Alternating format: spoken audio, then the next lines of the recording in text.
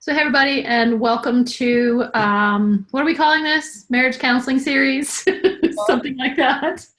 That Kelly Matthews and I are doing. Kelly is a licensed clinical social worker out of Chicago. I'm a licensed marriage and family therapist out of Colorado, and I'm actually licensed in Georgia as well. Today, we're going to be talking about infidelity. Not just infidelity, but also, how do we think about infidelity? How do we help our clients with infidelity? And how is a systems or a Bowen family systems approach different from a conventional approach? I think it's pretty profoundly different. And infidelity is actually something that I do specialize in. I've written an awful lot about it on my Colorado website. That's marriagehelpcolorado.com. And, it's such a difficult, painful issue with crisis that happens in people's marriages. And I think I want to sort of say before we even start that there isn't a right or wrong way to go through this. I mean, a lot of people will start, their therapy with me, and they'll maybe want advice, or people will give advice about whether you should get the details or not, or how you should be handling this. I think it's just such an overwhelming emotional experience that to some degree you've kind of have to go with it. So as we talk about how do we think about infidelity, and how do we sort of help people get into more of a healing, restorative place, it's not about right or wrong answers here. It's right. A process. You getting comfortable there? Sorry. It's okay. I wasn't going to work the other way. Sorry. No. I want you to be comfortable. So, with that, how would you weigh in on how does a systems person look at infidelity differently maybe than a conventional therapist? Maybe that's a good place to start, Kelly. Sure.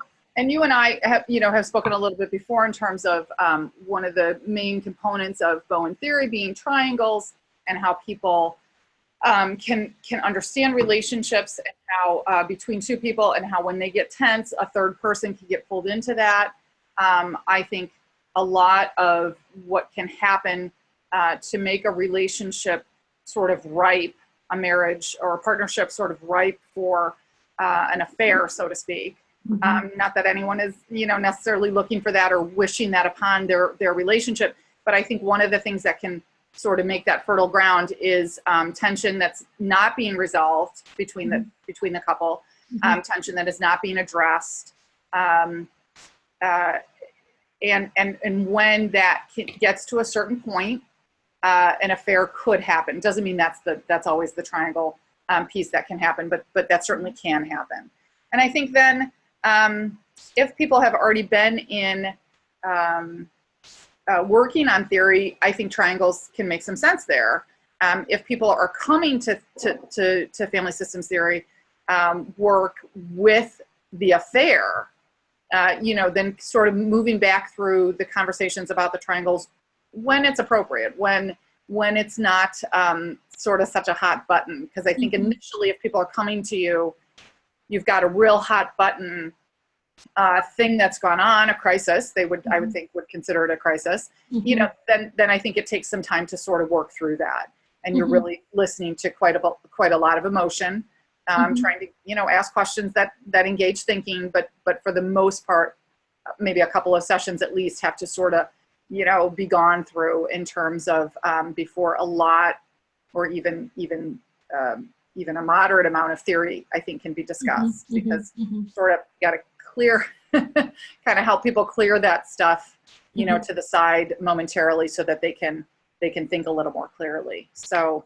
yeah, and I think where theory comes in the most during those early stages is just for us, where it guides how we ask, what questions we ask, how we ask questions. What we know can be an outcome, what we can see sort of as on the horizon as possibility. In the beginning, I think that's really where theory can come in. And you were mentioning, fertile ground for affairs is when there's tension that's not being addressed. I wanted to comment there that it's not for lack of trying, Thinking of a couple that I worked with who, had tension in their marriage and did their best to address it, but just couldn't quite make the progress that they wanted or needed to. And it turned into an affair. So yeah, I think it's not for lack of trying. Absolutely. I think it can be very common that not many people go out looking for affairs, Yeah. that they do evolve, I think, more often than not. Mm-hmm. And, but I think within that evolution is this idea that the communication and the open directness between the couple is really, people are walking on eggshells, and there's topics either not being discussed or being discussed and not being resolved. For maybe years or decades. And then the affair can come in, and the conventional approaches to dealing with an affair and make that tiptoeing process even worse. Yes, encouraging it. I think encouraging, those sensitivities and those, being careful of the other constantly, being aware of the other and talking a lot of emotion, spending more time together, trying to be date nights and things like that, which are fine and dandy if they're not so forced and so so difficult and full of tension themselves that people are trying so hard to make it work.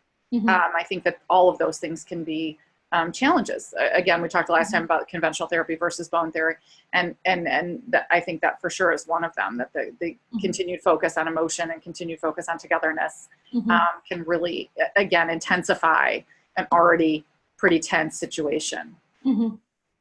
Yeah, I guess I'm thinking two things there. And this goes back to what I was saying at the beginning, is that there's not a darn thing wrong with couples being in that emotional state and craving each other and that kind of thing. It just seems to be part of the process. Sure. It doesn't always happen. There seems to be a percentage of the time of the couples that I work with dealing with infidelity where there isn't that clinging that happens to each other. And sometimes that really works well and sometimes it doesn't. But same with, when the people are really in that clinging place, sometimes that really works well. And then sometimes, there's a point where that has to begin to turn. Sure. If you're talking about that togetherness, and I'll talk about, what that means for it to turn in a minute. But I'm thinking about another couple that I worked with where they were in the conventional therapy and they were prescribed date nights and sex and all this kind of stuff to deal with the infidelity.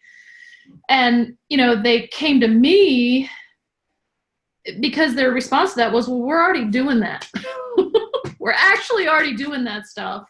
Right. And we're still really stuck. Sure. And I do think that the work has got to be, more than that. I'm not saying that can't be solid work done, to spend more time together and share time without the children around and that kind of stuff. So none of those are bad ideas. But if people think that I'm going to do that and then everything else is going to work out, well, that's where you might get jammed up, because there has to be some more work going on. And I think what you're saying right now is just very common for folks. We're doing all the things that the books are telling us to do. We're all doing all the things that a conventional therapist would be or is telling us to do, and that's not enough. That's not moving this ball enough. Yeah, and that's where I think the wisdom of Bowen theory can come in and really help people, put theory over and add on to what they've already been doing. That can be very, very useful for folks. Yeah, and I think if anybody, any couples know that there's got to be a little something more, it's those that are dealing with infidelity, because it just puts you right against the wall, Sure. No fluffing it. People really have to begin to dig in and think about this differently if they're going to make it through. Yeah. When you and I were talking last time, when we were just sort of barely talking about, how do we want to address infidelity? One of the things you brought up, the first thing you brought up, was the idea of differentiation of self. And when we're talking about this turn where, there's this initial really clinging to each other, lots of roller coaster up and down, big conflict, big making up and so forth. And eventually, I call it a honeymoon. Yeah. Eventually that begins to settle down. People get into what sometimes they'll call the new normal. But that's where people can really settle in and begin to do some work. And it's not linear. It's not like you're out of the honeymoon and then you do this work and you're never in the honeymoon again, whatever. It's a very, twisty process. But this turn, I think, is really when people start hunkering down and getting into what we call differentiation of self. Yeah. Could you speak to that a little bit, I guess, about how you see that? And differentiation of self in general, or you mean in regard to the both? Yeah. Okay. Yeah. So one of the ways that I'll talk to clients about differentiation of self is the idea that we know as humans that we are separate individuals, that we're only, and once we're adults, we don't know this when we're kids, but once we're adults, that we're only in our own head, that we can't talk to other people, we can't read people's minds, we can't, do any of that outside of what we know is going on in our head. Mm-hmm. And then at the same time, we are connected to others. So it's not either or, it's both of these things. It's and or. It's both connected to others in these important social groups that we call families, and it's also being a separate self within those. So it's both, and I think that's a huge challenge for humans. It's very complicated. I think it's also very interesting and a lot of fun. But I think that can be a very challenging part. So differentiation of self, for me, is about those combinations, kind of the middle bridge between the individual and the other, and that togetherness, that either the other individual or the other group, if you want to look at it in terms of, an individual and a family, or an individual and another individual. That line that goes back and forth between our concern, our worry, our thoughts, that are more about the other than they are about ourselves.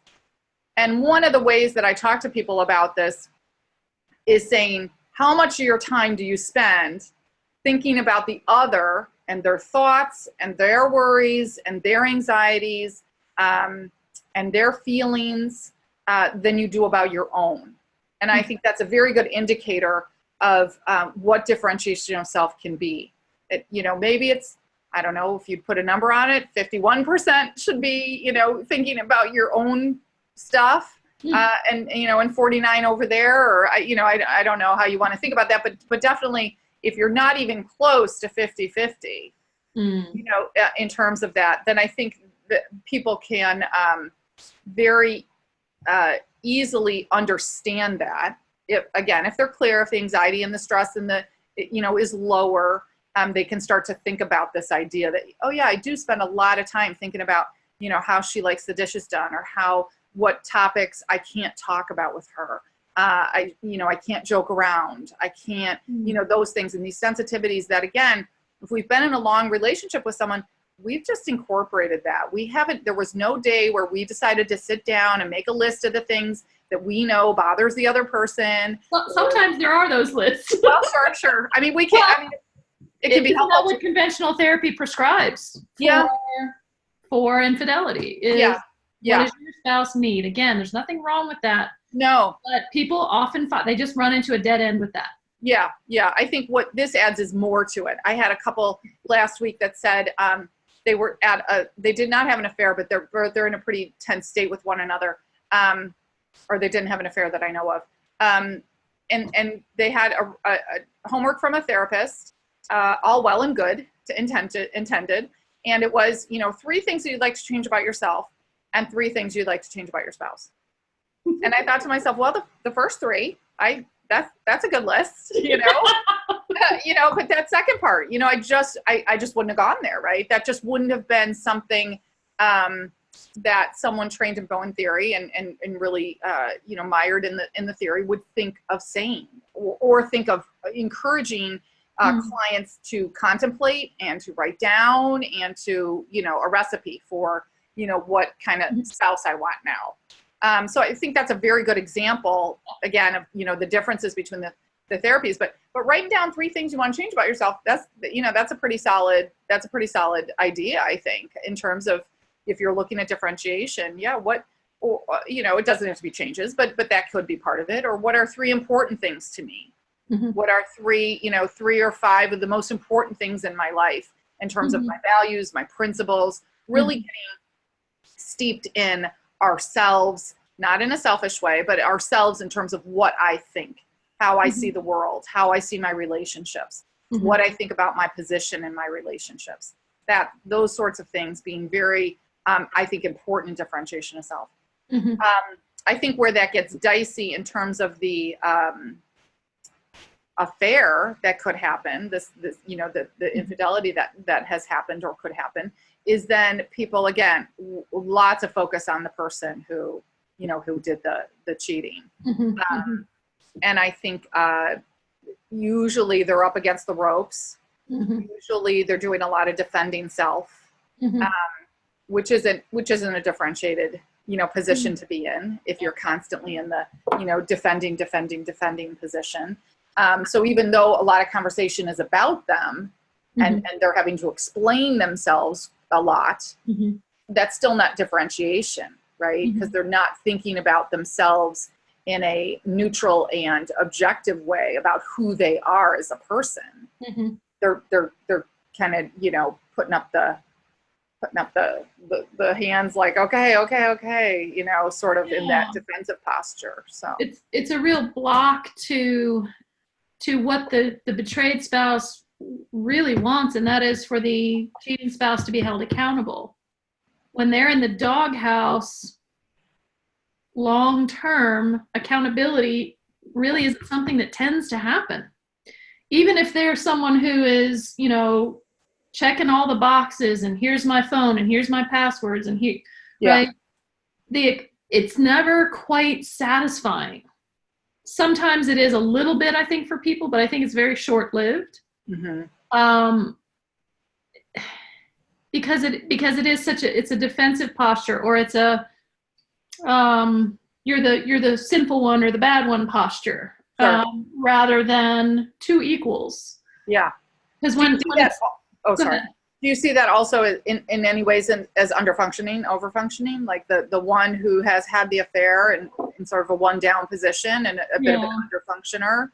Yes. Yeah, I'll see that very often where it's already, so throwing out some terms again. So over and under functioning reciprocity is a systems term where Murray Bowen observed very early on that there seemed to be kind of this reciprocity that would happen in marriages where one would be the decisive one and one would be the indecisive one. And sometimes it would flip-flop, but there would be this reciprocity, and one would be the adequate one and could cope, and there's an inadequate one that can't cope. And this one is always helping this one, and this one needs help, and so forth. And it's not a linear process. It goes back and forth and round and round. But yeah, that can be a factor. I don't think it's always there. Sometimes the overfunctioner will cheat, sometimes the underfunctioner will cheat, but I think it's a powerful dynamic there. Yeah. And I was thinking also about, you know, so what's going to make it most likely for either partner to begin to think about self and define self differently? And, you know, the therapist that gave this exercise about 3 things to change about myself. First thing I thought of there is, it seems to me that the person who has been betrayed, a primary, and you tell me, you know, if you sort of see this differently, but I kind of feel like a primary task is learning to trust themselves. So what'll happen is, I give an example of, I guess, kind of how this seems to go wrong for people is they work, so there's an infidelity, it comes out, they work on rebuilding trust. And the one who's been betrayed is trying to get answers from the cheating spouse.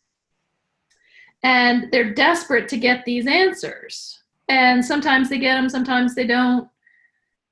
But what happens is they end up not believing the person anyways. Yeah. Right? Because that trust is broken. Yeah.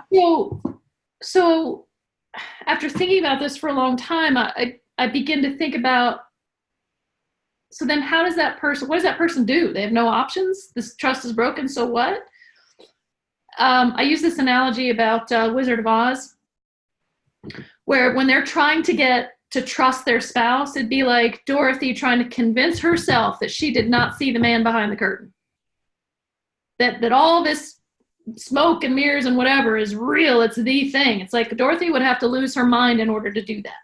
Does that make sense? Yeah. Yeah. So when I see the the betrayed spouse really trying to trust the cheating spouse. It's like, where does self come in there? Where does trusting yourself, your own instincts, believing yourself without having to be accusatory or anything like that, but kind of knowing what you know? Right. You know? Yeah. And I think too, the one piece that I think is very challenging, that never really gets resolved in couples that are dealing with infidelity is the why. People want to know, why did you do it? They want to know what and when, and those details, and then they want to know why. They want to keep knowing why. Why did you do this? Have you ever seen anyone get a satisfactory answer to that? Yeah, no, exactly. There is no satisfactory answer. So hard. Mostly doesn't know why. I mean, they don't have very often. I mean, maybe they'll say, I didn't feel close to you. That's not a bad answer. But it doesn't necessarily equal affair. No, right. Satisfied. Right. And so I think that wanting people, it's not as easy as telling people don't ask the why question. Yeah. Bowen said in his, in his book, with Mike Kerr, ask what, ask where, ask when, don't ask why. The why is not going to be of use. But that is very challenging, I think, in human relationships.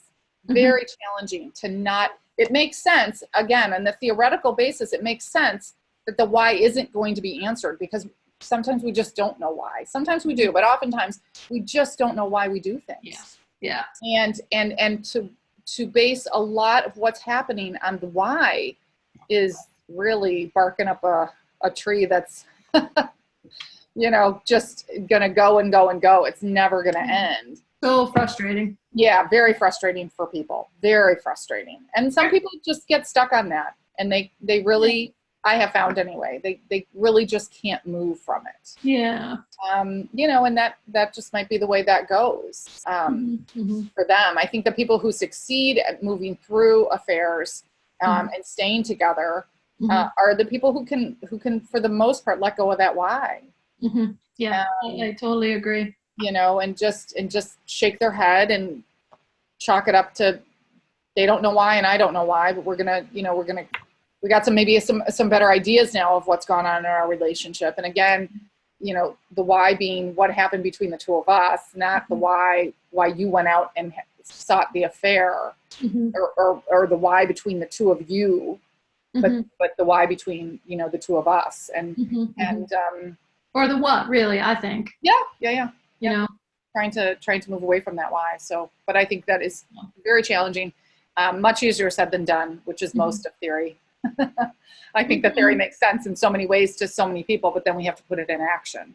Right. It's that, like Bowen says, right? It's the guidepost in the storm. Yeah. Right. It's not some kind of a simple answer. And again, couples who are dealing with infidelity know that there aren't simple answers here. Right. But there are principles, there are guideposts, there are, things that can help you make sense of it. Sure. So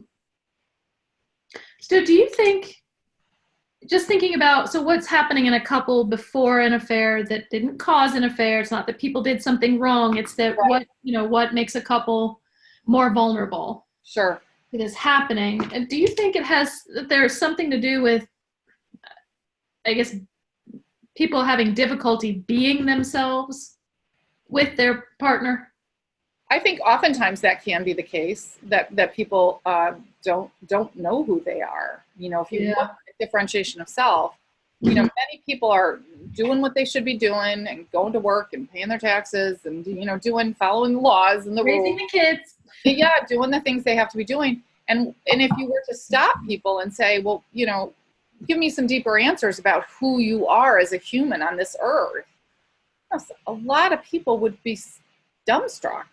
And not for lack of, their knowledge or education, but it just sometimes isn't something that's happening in people's family of origin that they grew up in, that they were asked what they thought about things. And I think very often then people go through, life is busy. You can go through all the motions and be doing what you need to be doing, and not really have an idea of who you are.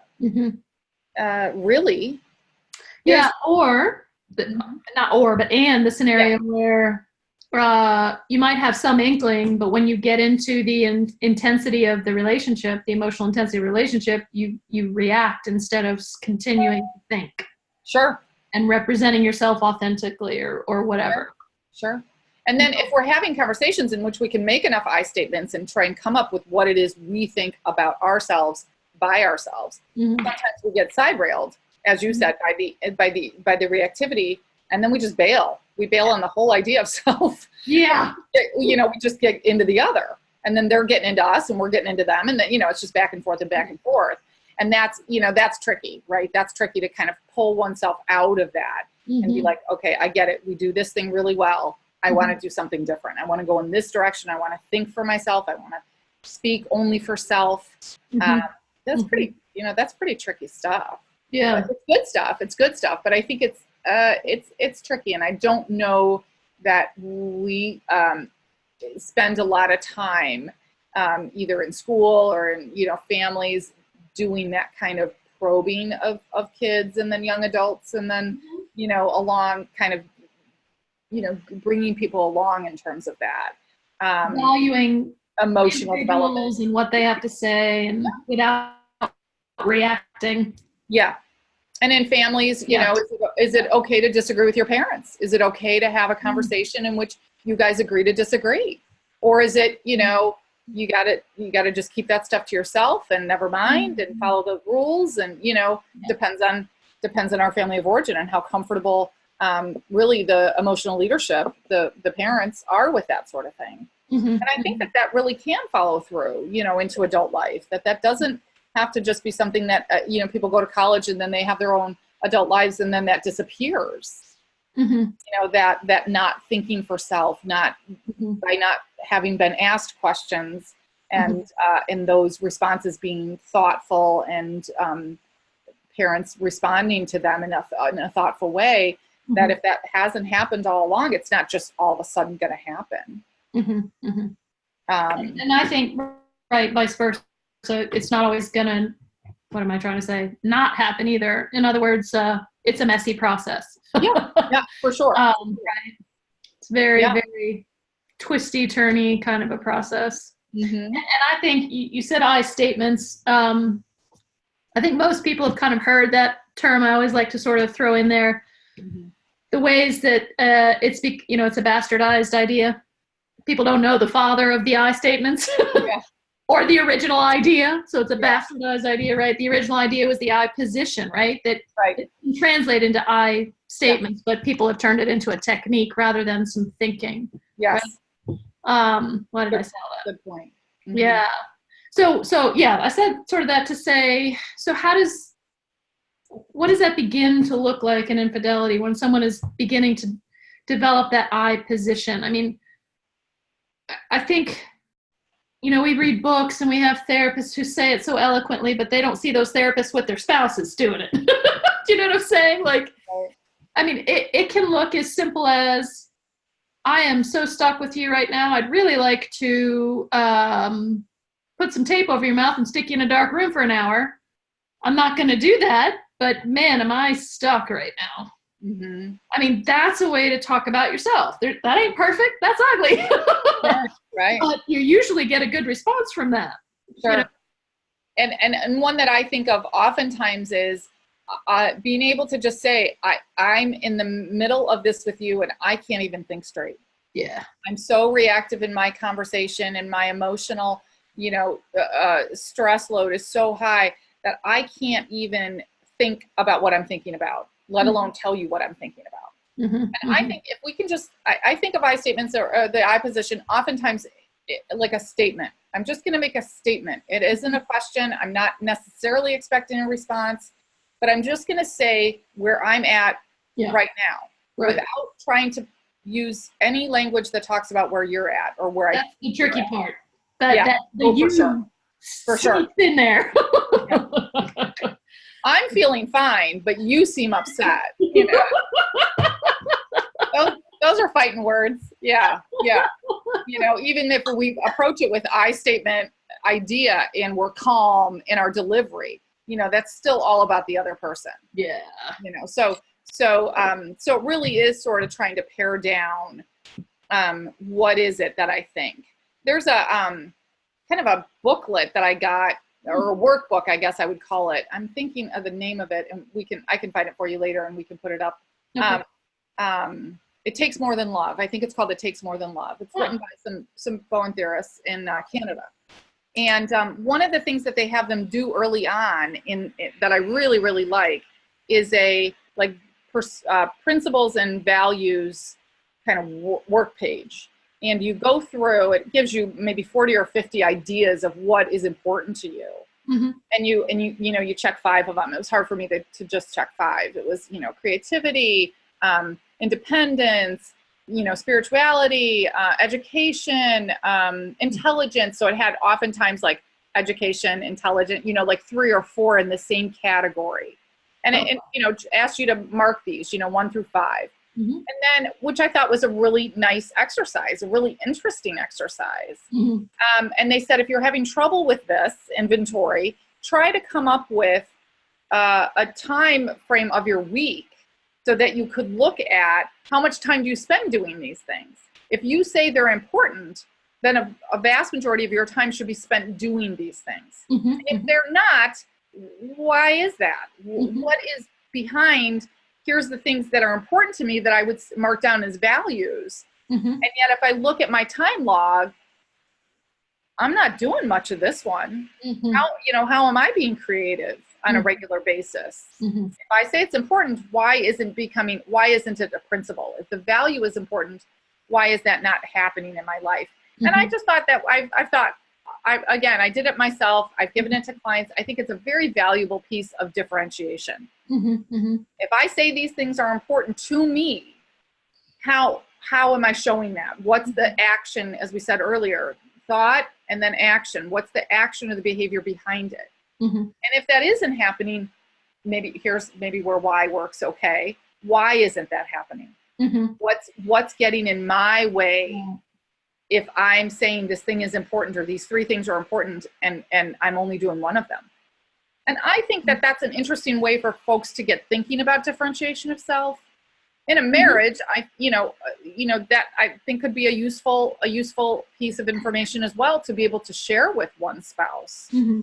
Again, not when the infidelity just arrives and it's fresh information, but as you work through it and people can get a little more calmed down about the situation, a little less emotional, a little more objective, then could we talk about this? What are the important parts of our relationship to me?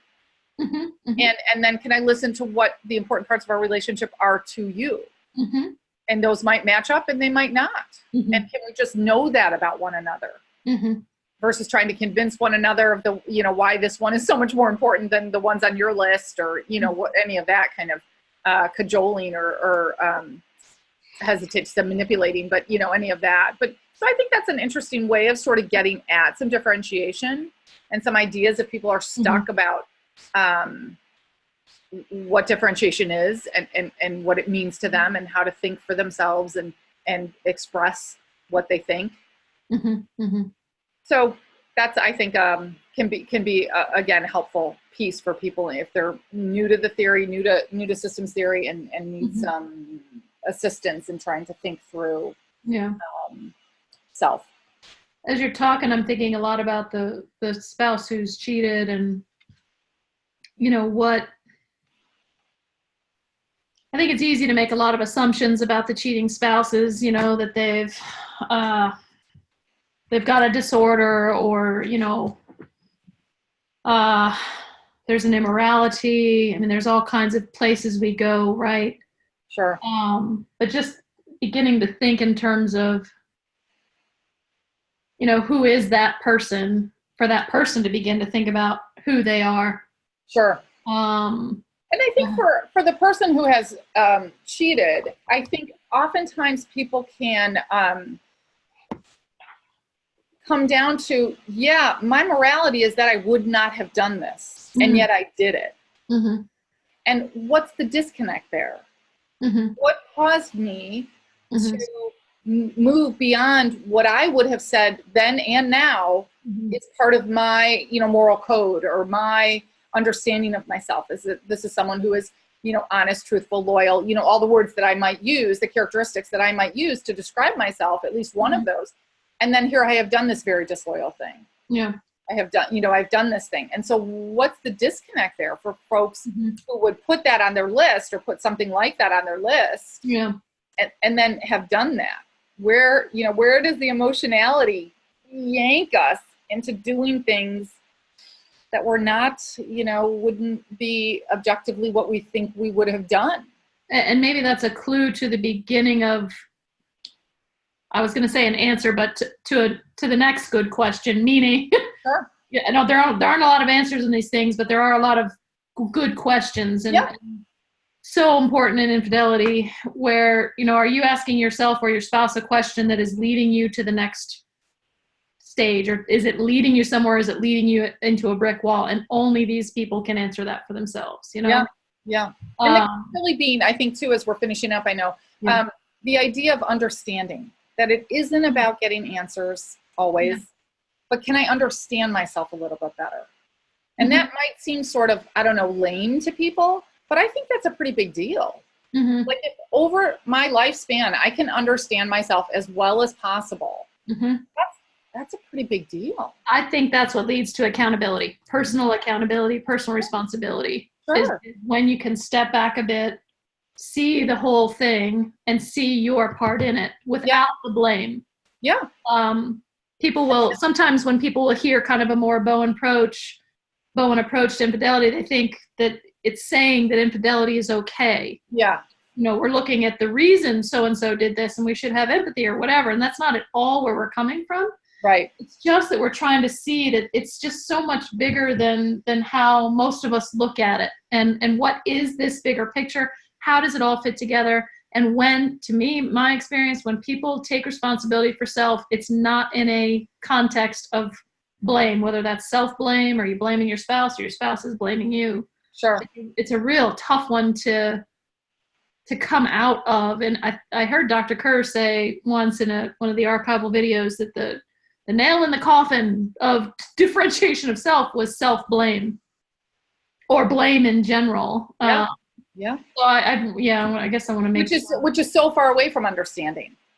Yeah. If we really understand, then we understand we make dumb moves. Yeah. We do dumb stuff. We can just understand that as mistakes and, and try and move on from that versus blaming ourselves for making mistakes or blaming the other. Yeah. I like to say, life is about the good, the bad, and the ugly. We are all of those things. And that's just us. And we don't have to blame it. We don't have to defend it. We can just understand that we do these knucklehead things sometimes. And sometimes they're knucklehead things that are small things. And sometimes they're knucklehead things that are big things. Yeah. And, but again, the idea being that's just humans being humans.